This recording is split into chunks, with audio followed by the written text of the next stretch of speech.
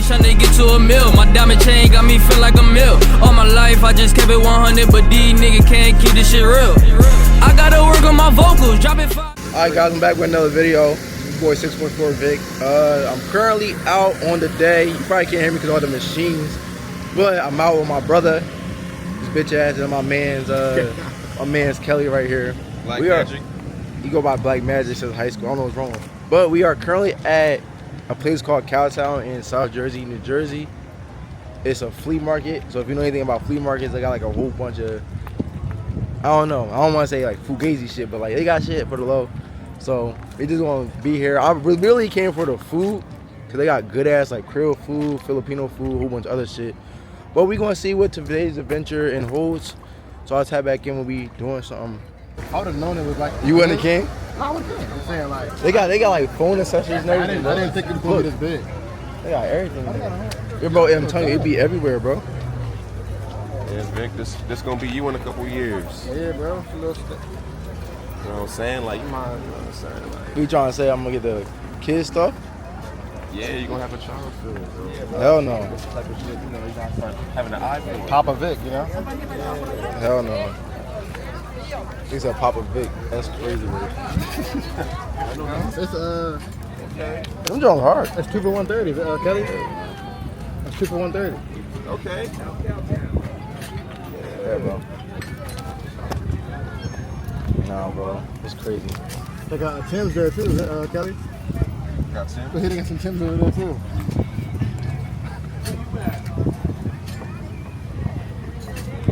Tim's the same price. Same price? Same price. I sell Tim's for 80, not 85. Same You can't beat price. that. You can't beat that, man. Them Jones hard. Them just tough. This just came out. Yeah. And I got the number 4 green white coming next week. Oh yeah? Yeah. Where you get it from? You got rings. I said, where you at? What's up with them? See that? Bro about to buy a chain, he said. You got a Kelly. Jesus piece? Oh, this joint real. Oh my God. That joint hard. That joint hard. How much it gonna cost? $25? How much? Which one? All different prices. All different prices? Yes. Let's see. How much for the Thanos? Thanos. 25. $25? 25. Really big team. Need some really big rings. Real big rings? Yeah. Y'all got toe rings? Has to get something fake. Yo, look. Oh, chill. I'm not buying the cologne, bro. I'm not buying the cologne, bro. I'll buy some t-shirts. This is on here right here. Black tees, white tees. This is crazy. I don't want to lie. How look? How look? You see, bro? How look? Look good, bro. That kind of hard. Fire? Yeah, bro. It's like That shit fire. kind of hard. Flames, bro. Bro got that shit on. Let me see. What's going on YouTube? It's your boy 614 Vic. I'm back with another video. If you're watching this video, if you clicked on this video based on the title and thumbnail, you're probably someone who currently has dreams or aspirations of getting maybe a little short-term dream car. I don't know if that's like a Scat Pack, Jeep SRT, or even some type of 392 or Camaro.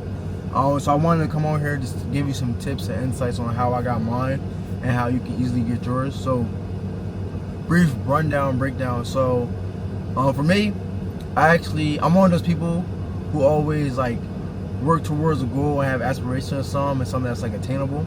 So within like the short distance.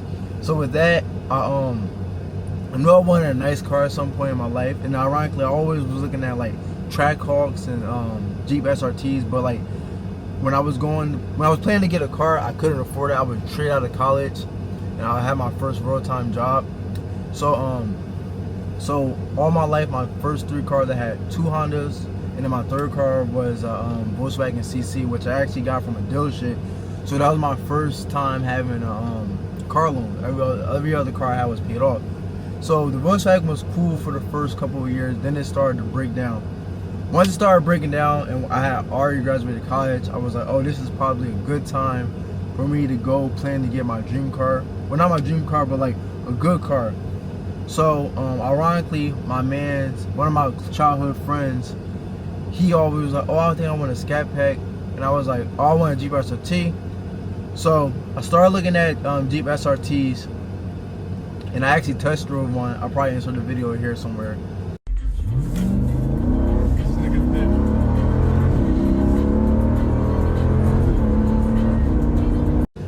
I test drove it, and it was good, but it was an older one, 2014. It had high miles, and the price range was kind of crazy. I think it was asking 35,000, and I have negative equity in the Volkswagen. I only had like negative 2,000. But I was like, it makes no sense for me to go put all this cash down and then get a loan for an older car, right? So that didn't work out. So ironically, I was impatient. I waited on that. I went to another dealership, and then I actually was able to build a scat pack, right? So I remember it was like a green scat pack, and it had like either black and black Alcantara seats, or it might have been the Daytona package that had the I think it's the yellow Alcantara. I'm not 100% sure, but anyway, so I actually ordered it. I didn't have to put no down payment or anything, because they had to get it like shipped. So it was like pre-made, but I could add certain things to it.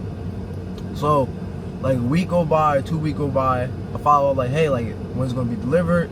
And the dude was like, oh, it's delayed, but you can come get this RT. Ironically, when I was at the dealership that day, he kept trying to get me to get into a RT. I'm like, I don't want no RT. Like, there's nothing wrong with no RTs, but I just didn't want an RT. So eventually he's like, yeah, it's delayed, it might be in a month. So at that point, I'm impatient. Like, I'm one of those people when I want something, I want it now. So when that happened, I was like, it's fine, just scratch it. I don't want it no more. So I canceled that. So like another 2 weeks go by, I'm back at work, and I'm like, yo, I really want a new car. So like ironically, I'm on, I think like this Dodge dealerships was looking at scat packs, looking at prices and things, and I found one, a brand new 2021 at the time, scat pack in frostbite blue. And I want to say, if I'm not mistaken, it might sound crazy, but I want to say it was listed at like 35,000 or maybe like 40,000, which at the time was like low for a brand new scat pack, brand new. So anyway, so I call him like, hey, like, can I come look at the car, blah blah blah blah. So I go there right after work, and I look at the car. It's a nice car. Dude was like really informative and telling me like, hey, like, what's your credit? How much money you got to put down? This and that. And I'm like, hey, like, I have good credit. I'm straight out of college. I don't have long history, but I do have history. Like, let's see if I'll get approved. And like, crunch the numbers, came back to me and was like, hey, you're approved. So I was able to walk out of there with the scat pack same day. I only put down $1,500. Only put down $1,500 to get the scat pack, and I drove out the next day. I kept that scat pack for about a year and a half, and then I was like, I liked the scat pack, but I didn't like how it was on rear wheel drive. So I ended up switching out of that. I got an Audi. I had that for a year. Audi was cool, but it wasn't fast. So I was like, I wanted my Jeep SRT. So I started the same cycle of trying to get a Jeep SRT, started looking around, and I finally found something at a Dodge dealership. So I found a couple, but like, there was always like third parties or like those little rinky-dink dealerships, and I'm like, I know what comes with a Jeep SRT, like the issue with the water pump, and then even lifters and things of that nature. So I was looking at a Dodge dealership to see like how they would be able to help, or if there's anything that has like a certified pre-owned or has like warranty. So I ended up finding one. It was a 2016 Jeep SRT. It's the car I have now. So 2016 Jeep SRT. I'm the second owner, and it still had the manufacturer warranty somehow, and then they was going to sell me an extended on top of that for only $2,000 extra, which in my mind is like, okay, $2,000 extra for another 100,000 miles is a good deal, especially if it's any like engine components go bad. So I ended up getting that. I ended up test driving it, and then once again we're like, okay, let's crunch the numbers and look at your credit history, look at how much you get paid, and then how much you want to put down. So they was quoting the car at like 30,000, I think, or 35,000, and then I ended up getting approved for that, and I only put down $1,500. So I was able to get the car, no troubles, no issues, no nothing. So basically, to say all that, I say all that to say like, it's really easy to get these cars as long as you have like a kind of a plan. So I would say the first thing to make sure is like have a car that's like attainable and reachable within the goals. Like kind of know what you want. That way you can kind of narrow down what type of car you want, so the buying process is even easier.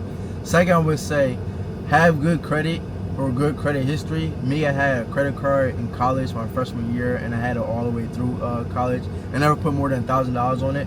But so by me having that credit history and building it up and going up and down on it, they was able to see like I'm a responsible credit handler, and I pay back loans and things of that nature, right? Third, I would say have a good relationship with the banks. So me, I actually have a credit union. So typically with credit unions you get lower rates. So my current rate is actually 4%. So with credit unions also, they also offer approvals, and they also will give you like a actual check. So with that, the check is kind of like treated as cash if you go to certain dealerships, and also you'll actually know like how much your loan would be and what's the terms of things of that nature before you even go to a dealership. So when you go to a dealership, you kind of have you have the power to kind of negotiate what you want and go from there. The last thing I would say is if you have a pre-approval, you have the check, you don't really need cash. But if you want to add cash to pay for like fees such as like they try to hit you with document fees and title and all that stuff, the cash that you will have will kind of eliminate that.